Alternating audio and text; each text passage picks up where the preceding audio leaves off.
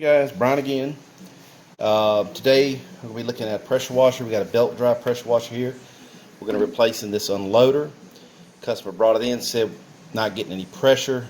First thing I did notice is on the opposite side here, the thermal valve was blowing out water constantly, which will definitely give you lower pressure. So went ahead and replaced that. Put the machine into operation. I'm getting 4,000 psi, which is what this machine is, but when I pull the trigger, I'm only getting about 1,000 psi. So the machine is getting pressure, so that tells me the packings and plungers are all good, but it's not able to maintain that pressure.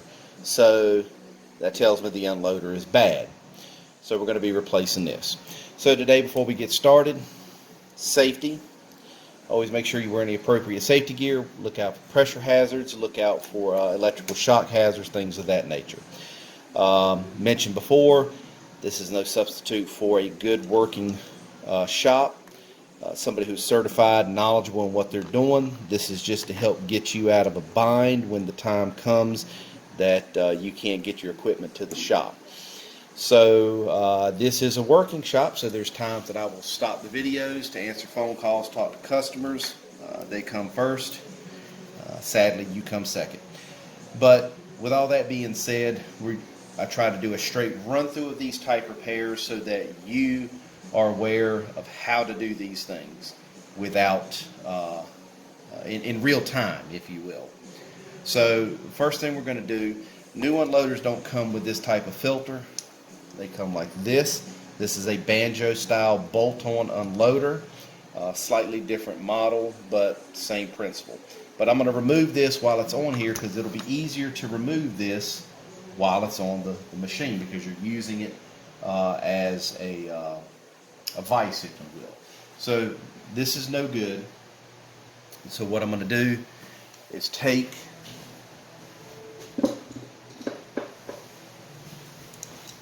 this off. This is your outlet port. Take it off from right here. For some reason it's already really loose. That tells me somebody's probably been in it trying to figure out what's wrong with it. They didn't know what to do because they didn't watch one of my videos. And they didn't bother to put this back on tight. So we're going to get this out of the way. And on the inside here you're going to see, ooh, look at that. So there should be an O-ring at the end of this nipple to seal it.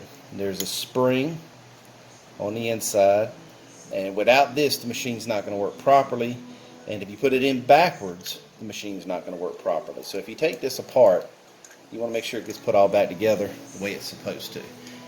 So the spring itself is broke. So these are all things that are going to be problems. You see how rusted and pitted it is? So we're definitely on the right track. So we're going to move this out of the way. Now we're going to take this off. Don't loosen it here because it's just going to separate here. Don't tighten it up here because you're going to crack this. Now there's another way to get this off. I'll show you here in a minute.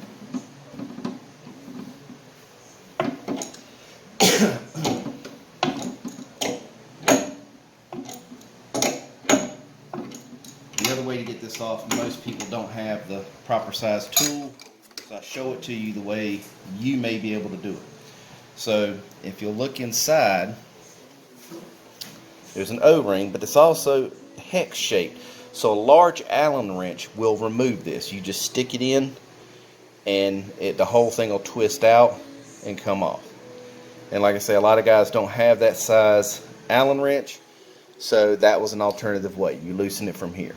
Alright, now that that's off, we're going to remove the old unloader.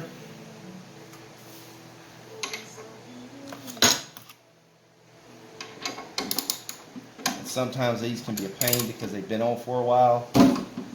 That one's loose. This one in particular can be a problem because it will rust all the way in two. And I'll show you what we're talking about here in a second. Sorry for the shakiness, but it is what it is.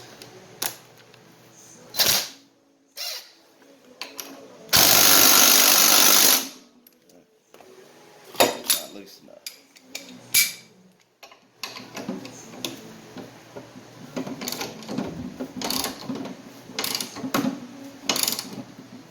This one will get more rust to it because of where it's located in reference to the water output.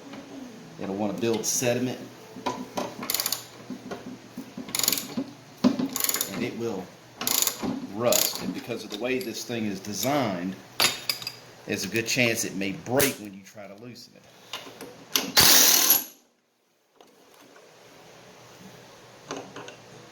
So it's hollow.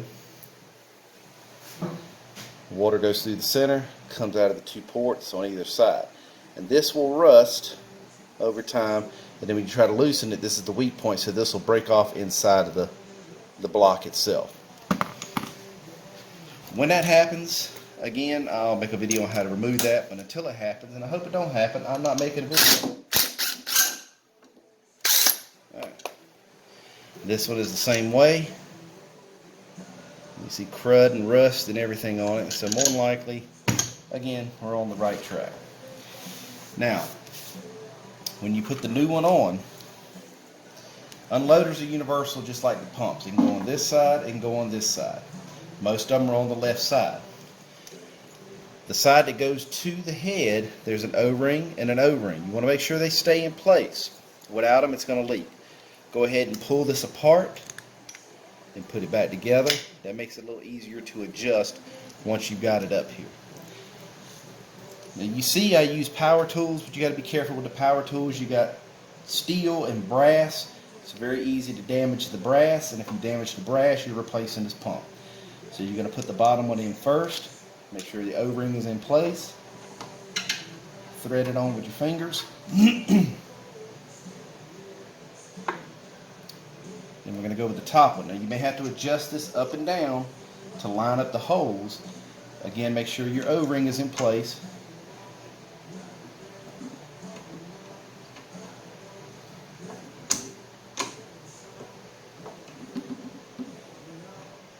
Thread it on as far as you can by hand. And we're going to ease into it with the wrench.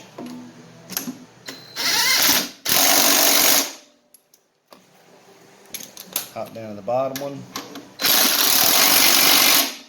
Now, we mentioned this earlier. This one's got to come off. Now, you don't have to, but this customer had this on there, so I'm going to put it back on. So I'm going to pull out the filter from the other side. And unfortunately, there's no other way of getting this off except with the large Allen wrench.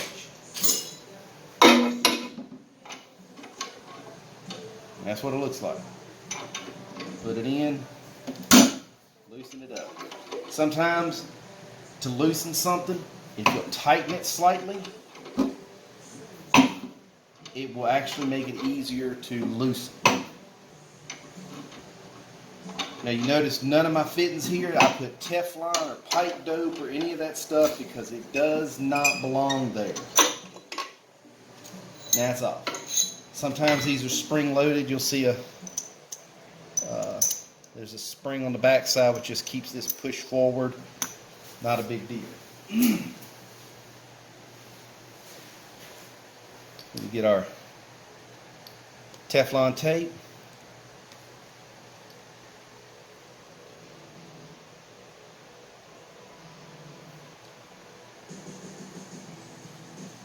Put our Teflon tape on the threads. 2 or 3 good turns around.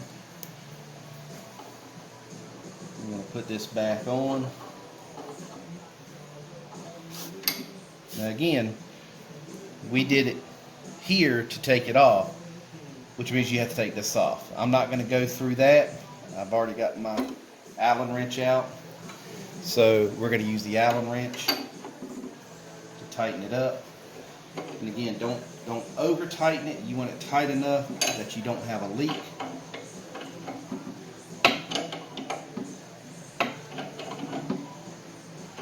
If you tighten it here, you're going to break this. Where this goes in, it actually goes all the way through to the other side. So this is the same thing without the plastic, so we're going to take this off.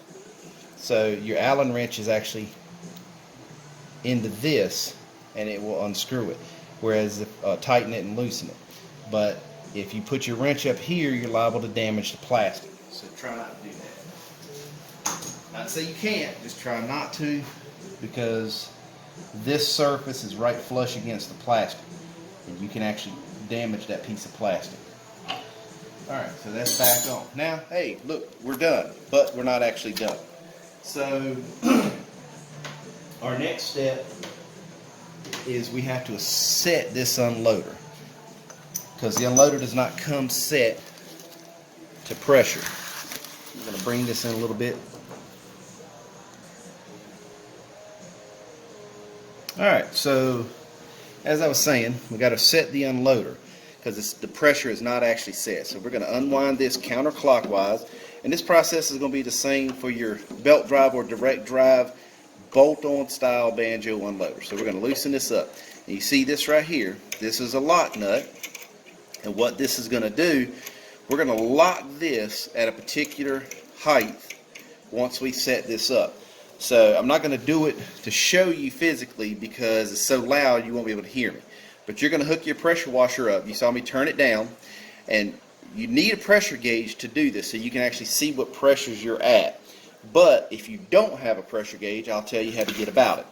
So you're going to set this up. You're going to put your gun and hose on, water on, flush the system with water, make sure everything's good. Start it up. It's running. It's building pressure. Now you're going to turn this. You're going to keep turning this with your pressure gauge on it. And you're going to turn this until it reaches, and periodically pull the trigger. But you're going to turn this until it reaches whatever your pressure is supposed to be. In this case, it's a 4,000 psi. So you're going to, when your gauge gets to 4,000, you can give it a little more tweak to get it 41, 4,200, and that's where your pressure is supposed to be. So at that point, you're going to turn the machine off, and you're going to come to this collar, and you're going to rotate this collar up to wherever you've got it set. Okay? So if you've turned it to this point, and that's 4,200 psi, you'll turn this collar to the point that it butts, and you can't turn it up anymore. Down is the wrong way. You want this collar going, see that's going down, and that's going up. So you want the collar to go up to the point that it can't turn anymore. And when it can't turn anymore, you see that hole? There's a little hole there. Your unloader is going to come with a little set screw. So wherever this thing locks in place, you're going to put this screw in, and you're going to tighten it down, and this prevents that collar from moving anymore. So that way you can't kick it up too much pressure. Yeah, and it's a pain sometimes to get it in there. Get out of the way. You may have to back the pressure off a little bit to get enough room to get this thing started. But it's such a sin. Don't lose that little screw. It don't take much to lose it.